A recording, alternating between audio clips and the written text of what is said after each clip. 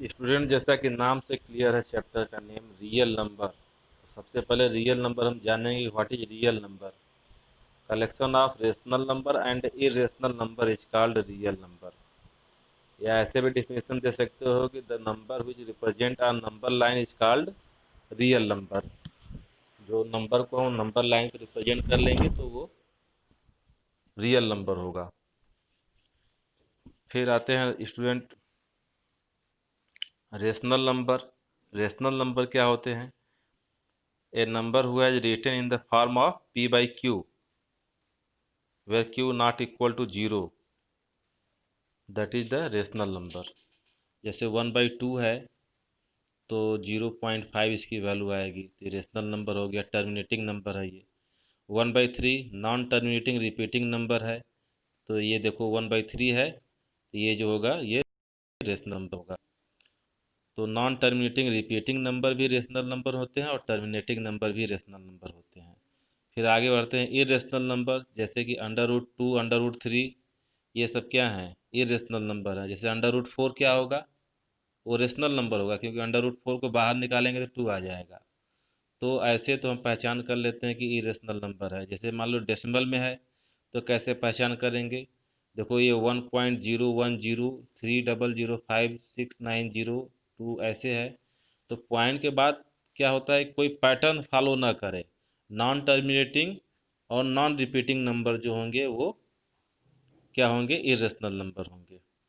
अब इसी चैप्टर में क्या है कि यूक्लिड डिवीजन लेमा है, जो कि कोर्स से डिलीट हो चुका है इस समय, लेकिन फिर भी आपको जानना जरूरी है। इसमें बताया गया है कि A and B are two positive integer such that A equal to B Q plus R. जैसे आप डिवीजन एल्गोरिथम पढ़े हैं, बिल्कुल उसी तरीके से है। तो ए में बी से अगर डिवाइड करेंगे तो क्वोशंट क्यू आएगा, रिमाइंडर आर आएगा, तो आर की value greater and equal to 0 but less than B होना चाहिए। आप जानते भी हो डिवाइजर की वैल्यू रिमाइंडर से हमेशा बड़ी आएगी, और रिमाइंडर 0 भी हो सकता है और 0 से ग्रेटर भी हो सकता है। तो ये चीज़ है। अब इसके बाद स्टूडेंट एलसीएम और एचसीएफ के बारे में आप अच्छे तरीके से फेमिलियर हो। तो आप एक रिलेशन होता है LCM into HCF equal to A into B, या प्रोडक्ट ऑफ नंबर।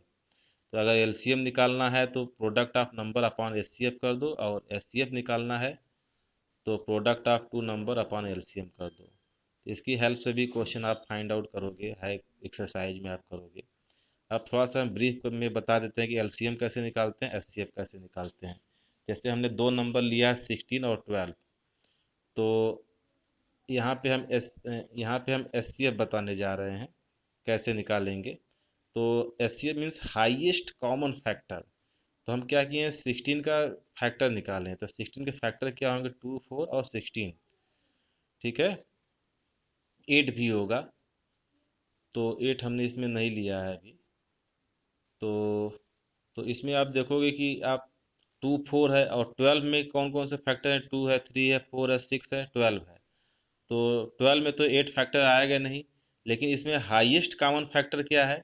4। देखो जो ब्लैक वाला दिख रहा है ना, ये 4, ये जो होगा ये एचसीएफ हो जाएगा, क्योंकि ये हाईएस्ट भी है, बड़ा भी है, और दोनों में कॉमन भी है, इसलिए क्या होगा, ये एचसीएफ 4 हो जाएगा। एलसीएम कैसे निकालते हैं स्टूडेंट? इसमें मल्टीपल लेते हैं। जैसे 16 के मल्टीपल क्या होंगे, किसी भी नंबर का मल्टीपल निकालना है तो उसी का टेबल आप आगे पढ़ते चले जाओ। तो 16 के मल्टीपल क्या हो जाएगा? 16, 32, 48, 64। ठीक है, और 12 के मल्टीपल्स क्या होंगे? 12, 24, 36। तो एलसीएम में तो होता है लीस्ट कॉमन मल्टीपल, तो इसमें लीस्ट भी हो और कॉमन भी हो और मल्टीपल भी हो, तो क्या होगा? तो लीस्ट कॉमन मल्टीपल क्या आ रहा है, देख रहे हो? 48। 48 उसमें देखिए 16 में भी है और 12 में भी है, तो इसलिए इसका जो एलसीएम हो जाएगा 48 हो जाएगा।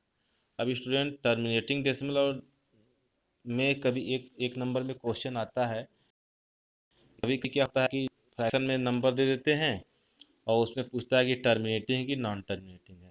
तो एक चीज़ ध्यान रखिएगा कि अगर उसके डिनोमिनेटर में के जो 2 और 5 के मल्टीपल हैं तो वो टर्मिनेटिंग होगा, लेकिन ध्यान ये देना है कि वो सिंपलेस्ट फॉर्म में होना चाहिए।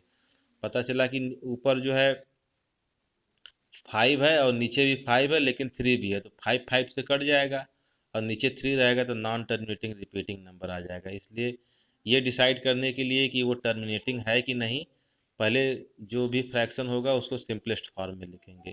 तो देखो जैसे हमने एक एग्जांपल लिया 1/2 × 5 है, तो ये टर्मिनेटिंग हो गया क्योंकि यहाँ नीचे 2 और 5 है। या सिर्फ 2 हो या सिर्फ 5 हो या दोनों हो तब भी टर्मिनेटिंग होगा।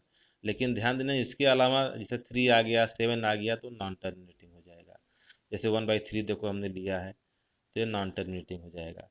तो इस पे बेस्ड क्वेश्चन स्टूडेंट रहेंगे, आप ऐसे करोगे। Okay student, thank you.